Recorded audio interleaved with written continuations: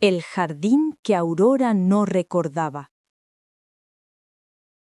Adrián vivía dentro de una sinfonía perfectamente afinada. Cada mañana, el primer rayo de sol entraba por la ventana de la cocina a las 6:17 a.m., iluminando una mota de polvo solitaria que él se apresuraba a limpiar.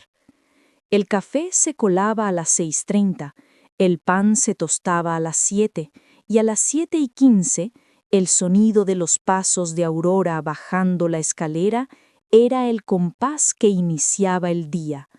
Su vida era una obra de precisión y control, y el premio era la sonrisa de su hermana. Una sonrisa serena, tranquila, una sonrisa construida sobre la mentira más grande y hermosa que un hombre pudiera concebir. Vivían en una casa de campo, un oasis de silencio rodeado por un mar de girasoles que el propio Adrián había plantado. Llevaban allí 5 años, o eso era lo que Aurora creía.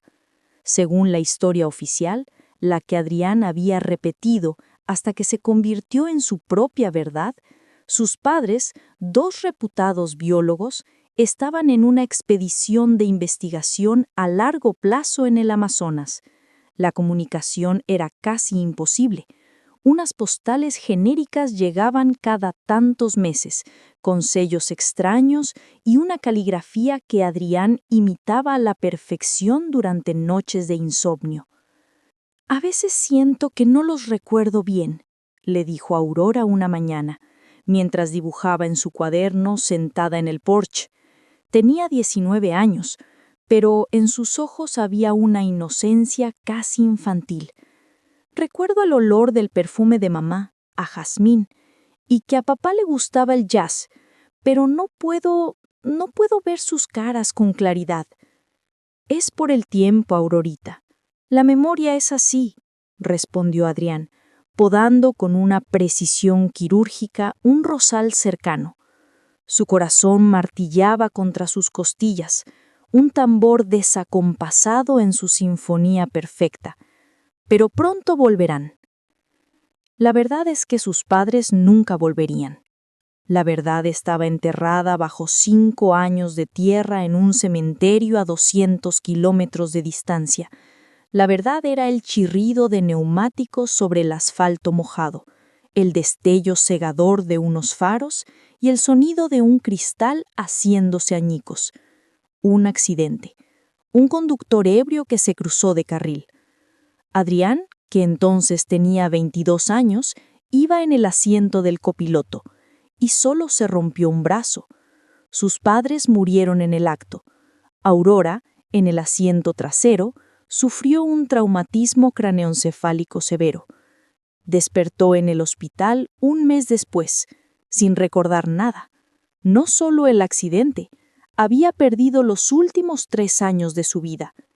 El médico, un hombre de voz suave y ojos cansados, fue claro con Adrián.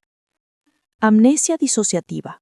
Su mente ha construido un muro para protegerla de un trauma que no puede procesar. Cualquier shock, cualquier intento de forzar el recuerdo podría ser catastrófico. Podría provocar una regresión de la que quizás no se recupere. Y en esa sala de hospital que olía a antiséptico y a miedo, Adrián tomó una decisión. No le contaría. Protegería a su hermana del horror. Vendió la casa familiar en la ciudad, el lugar donde cada rincón gritaba el recuerdo de sus padres. Compró esa finca aislada y construyó un nuevo pasado para Aurora. Un pasado sin muerte, sin dolor. Un paraíso en cuarentena. Pero el paraíso tenía grietas. A veces Aurora se quedaba mirando un punto fijo, con la mirada perdida. Decía, tengo la sensación de que me falta algo.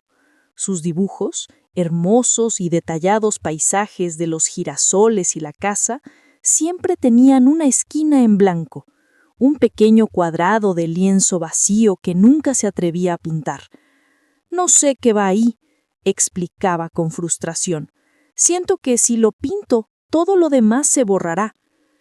El fantasma de la verdad llegó en forma de un pájaro, un azulejo, de un azul eléctrico tan intenso que dolía mirarlo. Se estrelló contra el cristal del salón. El golpe seco hizo que ambos se sobresaltaran. Adrián fue a recoger el pequeño cuerpo inerte, pero Aurora se le adelantó. Lo tomó en sus manos con una delicadeza infinita. «Pobre cosita», susurró, y entonces se quedó paralizada. Su rostro palideció. Miró a Adrián con los ojos desorbitados por el pánico. «Azul, un azul así, un pañuelo. Mamá tenía un pañuelo de seda de este color. Lo llevaba puesto esa noche». «Aurora, no sabes lo que dices. Estás alterada por el pájaro», dijo Adrián, su voz más tensa de lo que pretendía. Intentó cogerle la mano. «No», gritó ella, retrocediendo. Fue la primera vez que le levantaba la voz en 5 años. Llevaba puesto el pañuelo. Llovía y los limpiaparabrisas hacían un ruido, un ritmo como una canción triste.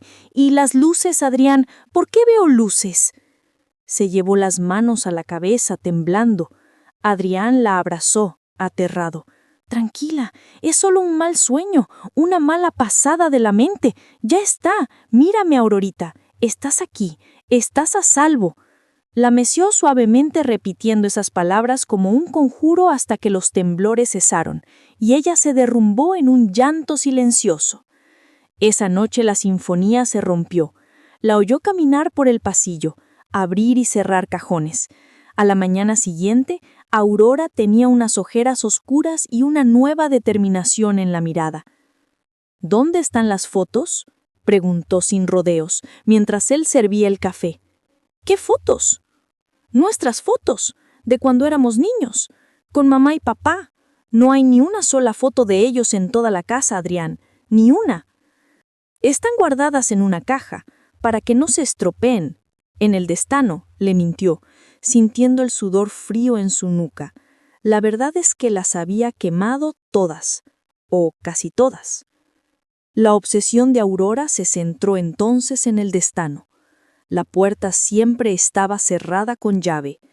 «La llave se perdió hace años», le había dicho Adrián. Ahora, esa puerta cerrada era para Aurora el epicentro de todo su universo. La golpeaba, intentaba forzar la cerradura con horquillas, pasaba horas sentada frente a ella como si pudiera ver a través de la madera. Adrián sentía que su mundo, esa delicada esfera de cristal que había construido, se estaba agrietando sin remedio. Aumentó su vigilancia, inventó excusas para mantenerla ocupada en el jardín y le compró nuevos lienzos y pinturas. Pero nada funcionaba. La duda había sido plantada y estaba creciendo con una fuerza imparable. Una tarde, mientras Adrián estaba en el pueblo comprando provisiones, Aurora lo consiguió. Encontró una vieja caja de herramientas en el cobertizo y con una torpeza temblorosa logró romper la cerradura del destano. El aire que salió de dentro olía a polvo y a tiempo estancado. El destano no estaba vacío. Había una sola caja de madera en el centro. No era grande, pero parecía pesada. La abrió. No había fotos de su infancia feliz.